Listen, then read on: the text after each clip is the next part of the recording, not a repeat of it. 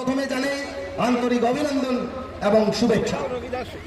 বন্ধুগণ, 2024 সালের যে লোকসভা নির্বাচন, এই নির্বাচন হচ্ছে আপনাদের আমাদের আত্মরক্ষার লড়াই, আমাদের অধিকার রক্ষার লড়াই, ভারতের গৌরব সেই সংবিধান, ভারতের আত্মা সংবিধান, সেই সংবিধানকে রক্ষা করার লড়াই।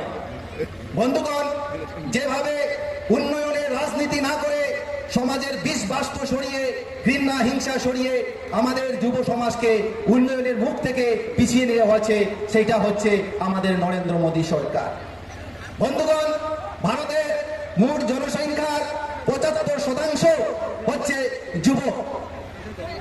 ইন্টারন্যাশনাল লেবার অর্গানাইজেশন একটি সমীক্ষায় বলেছে যে দেশের মধ্যে 83% যুবক আজকে বেকার সমস্যার সম্মুখীন হচ্ছে। কেন শিক্ষিত যুবক যুবতীরা আজকে চাকরি পাচ্ছে না?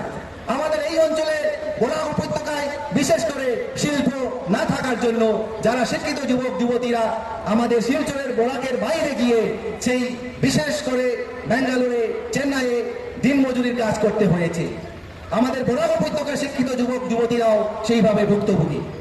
বন্ধুগণ, আমাদের কংগ্রেস দল যে 5টি ন্যায়, যুব ন্যায়, মহিলা ন্যায়, কৃষি ন্যায়, কৃষকদের ন্যায় এবং যারা শ্রমিক ন্যায় এবং অংশীদারি ন্যায়, যে 5টি ন্যায় উন্মোচন করেছেন, সেখানে আমাদের ভবিষ্যৎ প্রজন্ম উৎফুল্লিত হবে, আমাদের দেশ নিশ্চয়ই খুশিতে বাঁচবে।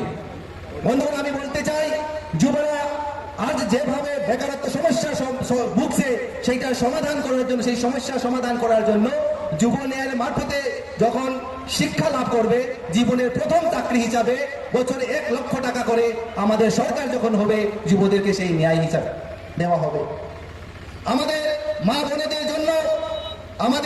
বোনেদের জন্য বিশেষ করে বছরে যারা গরিব মেহনতি মহিলা আছে, তাদের প্রত্যেক ঘরে যেভাবে দুঃখ কষ্ট দূর করা যায়, সের জন্য আমাদের সরকার যখন আসবে 1 লক্ষ টাকা করে বার্ষিক অনুদান আমাদের সরকার দেবে। এছাড়া শিডিউল কাস্ট, শিডিউল ট্রাইব সহ অন্যান্য ওবিসি সম্প্রদায়ভুক্ত ব্যক্তিরা যে 50% চাকরির ক্ষেত্রে, নিযুক্তির ক্ষেত্রে যে সংরক্ষণ পাচ্ছে, তা প্রপোর্শনে মানে জনগণের যে সংখ্যা অনুপাত অনুযায়ী তাদেরকেও রিজার্ভেশন দেওয়ার ব্যবস্থা করা হবে। আজকে দেখেন, বিভিন্ন সরকারি চাকরির ক্ষেত্রে, সরকারি চাকরিতে কন্ট্রাকচুয়াল পদে পার্মানেন্ট জব না দিয়ে কন্ট্রাকচুয়ালি তাদেরকে চাকরি দেওয়া হচ্ছে। সেই কন্ট্রাকচুয়াল পদ বাতিল করে পার্মানেন্ট চাকরি দেওয়ার ব্যবস্থাও কংগ্রেস সরকার করবে। বিশেষ করে সাম্যের অধিকার, ভারতের সংবিধান সব জাতি গোষ্ঠী, ধনী গরিব এবং বিভিন্ন সম্প্রদায়ের লোককে সমান নজরে দেখে, কিন্তু এই সরকার সাম্যের নজরে দেখে না। এই সরকারের জন্য গণতন্ত্র সংকটের মুখে এবং ধর্মনিরপেক্ষ সংকটের মুখে, সাম্যের অধিকার সংকটের মুখে ঠেলে দিয়েছে। কংগ্রেস সরকার সাম্যের অধিকার বজায় রাখবে, তার জন্য আমাদের ইশতেহারে সেটা আপনারা যদি দেখেন সেটা পরিলক্ষিত হবে।